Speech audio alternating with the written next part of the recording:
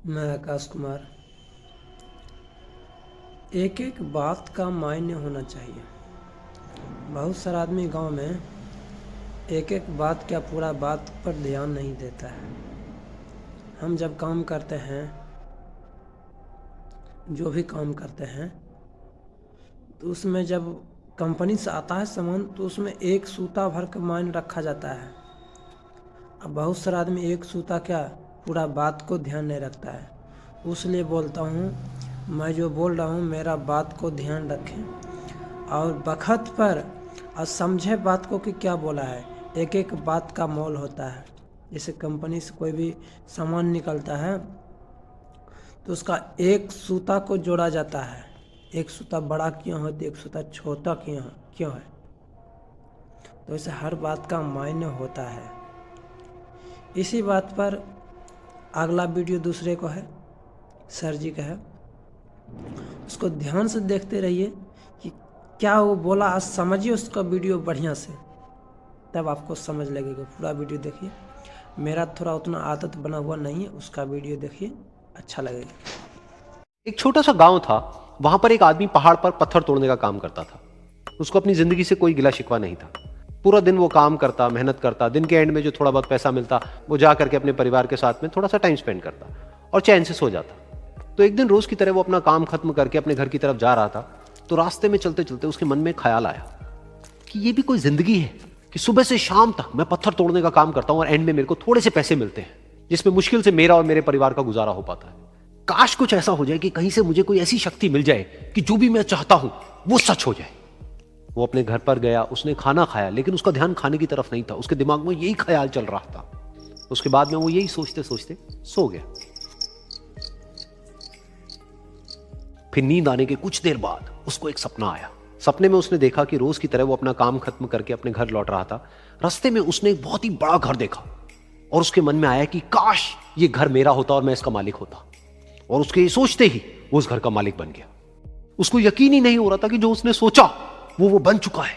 लेकिन उसकी खुशी ज्यादा देर नहीं टिक पाई, क्योंकि उसको एकदम से एक शोर सुनाई दिया। उसने अपने घर के बाहर देखा कि एक बहुत बड़ी रैली निकल रही है जिसमें बीचों बीच एक पॉलिटिशियन है जो ऐसे ऐसे हाथ हिला रहा है।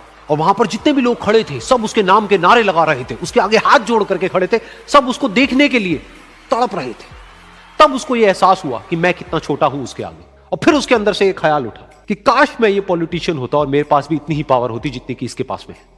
बस उसका इतना सा सोचने की देर थी, वो पॉलिटिशियन बन गया। उसकी खुशी का ठिकाना नहीं था, क्योंकि उसके आसपास में हजारों लोगों की भीड़ थी और सब उसको देखने के लिए तरस रहे थे, तड़प रहे थे। लेकिन उसकी ये खुशी भी ज्यादा देर नहीं टिक पाई। धूप बहुत ही तेज थी और उस पॉलिटिशियन को आदत नहीं थी इतनी गर्मी में रहने की। तो उस धूप की वजह से उसको चक्कर आ गए और वो बेहोश होकर के गिर गया। फिर उसको एहसास हुआ कि ये पॉलिटिशियन सबसे ताकतवर नहीं है, ये जो सूरज है ये सबसे ताकतवर है। और उसके मन में आया कि काश मैं ये सूरज बन जाऊं तो मेरे आगे कोई नहीं टिक पाएगा। और उसका इतना सा सोचने की देर थी और वो सूरज बन गया। और वो खुशी से पागल हो गया, क्योंकि पूरी दुनिया को वो ही रोशन कर रहा था और पूरी दुनिया में ऐसा कोई नहीं था जो कि उसकी रोशनी को रोक सके।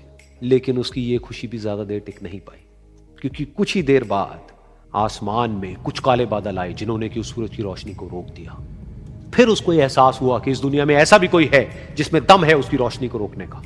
और उसके मन में एक ख्याल उठा कि काश मैं वो बादल बन जाऊं। और वो बादल बन गया और आसमान में उड़ने लगा। उसको ऐसा लगा कि मैं आसमान में उड़ रहा हूं और अब मैं जहां चाहे वहां जा सकता हूं।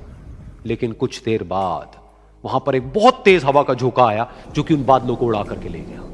अब फिर उसे समझ आया कि ये जो बादल हैं वो सूरज की रोशनी को तो रोक सकते हैं लेकिन हवा को नहीं रोक सकते। ये हवा उनको बहा करके ले जाती है। फिर उसके मन में आया कि काश मैं ये हवा बन जाऊं, और वो हवा बन गया। हवा बनने के बाद में उसको अपने अंदर एक अलग ही ऊर्जा का अनुभव हुआ।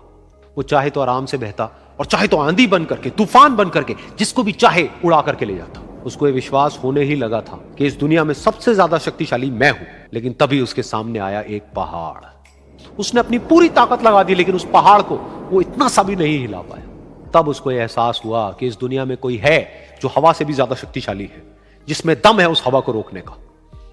फिर उसके मन में आया कि काश मैं ये पहाड़ होता, और वो पहाड़ बन गया। लेकिन हर बार की तरह इस बार भी उसकी खुशी ज्यादा देर तक नहीं टिक पाई। उसको एक जानी पहचानी सी आवाज सुनाई दी और साथ ही साथ उसको दर्द होने लगा, जैसे कि कोई है जो उसको तोड़ रहा है, उसको मार रहा है। तो दर्द से वो चीखने लगा और उसके मन में आया कि काश मैं वो बन जाऊं, क्योंकि इस पहाड़ को तोड़ने का दम रखता है। लेकिन इस बार उसकी एक ख्वाहिश पूरी नहीं हुई।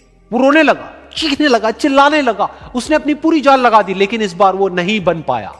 उसका दर्द बढ़ता ही चला जा रहा था और दर्द की वजह से एकदम से उसकी नींद खुली और सामने शीशा था। उसने शीशे में देखा और उसको समझ आया कि सपने में मैं वो क्यों नहीं बन पा रहा था जो मैं बनना चाहता था, क्योंकि असलियत में मैं वो ही हूं। दुनिया सुनना नहीं देखना पसंद करती है कि आपने क्या किया। जिंदगी में कामयाब होने के लिए याद रखिएगा, ये मायने नहीं रखता है कि आपने कितना किया, मायने ये रखता है कि आप कितना कर सकते थे।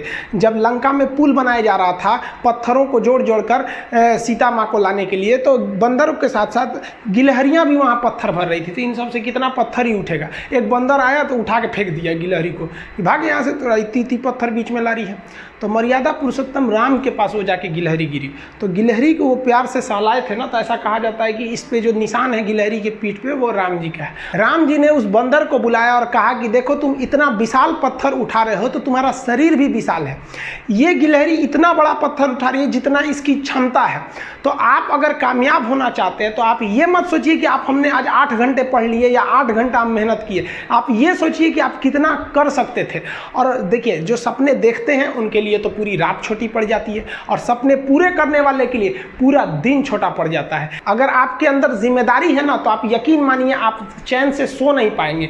जिम्मेदारी ऐसी चीज होती है जो रातों की नींद छीन लेती है। रात में जगने वाला हर लड़का आशिक नहीं होता। पैसा और समय में तालमेल बिठाना बहुत जरूरी होता है। पैसा कहता है कि तू कुछ करेगा तो हम आएंगे, जबकि लोग गलती करते हैं। लोग कहते हैं कि पैसा आएगा तब हम कुछ करेंगे, ऐसा नहीं है। पैसा कहता है कि तू मुझे आज बचा ले, मैं कल तुझे बचा लूंगा। पैसा बेशक भगवान नहीं है और ना ये आपके साथ ऊपर तक जाएगा, लेकिन पैसा जब तक आपके साथ है ना, तब तक आपको नीचे गिरने नहीं देगा। देखिए, पैसा जीवन में बहुत कुछ है, बहुत कुछ, लेकिन पैसा सब कुछ नहीं है। इंसानियत मायने रखने चाहिए। समय के साथ आप कभी खिलवाड़ मत कीजिएगा। दुख की बात यह है कि समय बहुत कम है, लेकिन सुख की बात यह है कि अभी भी समय है। लेकिन समय के पास इतना समय नहीं है कि आपको दोबारा समय देगा। वक्त नहीं लगाइए आपको यह निर्धारित करने में कि क्या करना है, वरना वक्त निर्धारित कर देगा आपका क्या करना है।